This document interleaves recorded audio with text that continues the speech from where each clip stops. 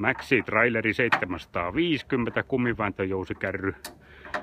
Traileri, joka on 5 metriä pitkä. Kulkusilta on hyvä juttu. Maxi Traileri on matala, eli on vähän nostomatkaa, vähän ilmanvastusta ja mahtuu talliike sisään. Kovat kölipyörät, jotka helpottaa veneen käsittelyä, tekee sen kevyemmäksi. Valot aukeaa sivuille. Päästään näin syvälle veteen. Ja tässä nyt alle 50-kiloinen tyttäreni rinssaamassa venettä. Kuntosalilla ei ole käyty. Siitä huolimatta tulee näin kevyesti.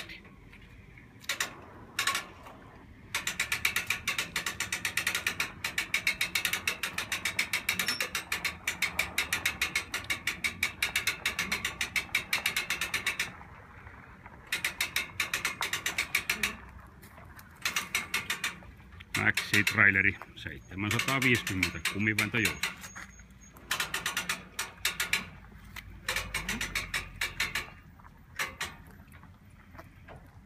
Ja MSI 500 vene 30 Suzuki.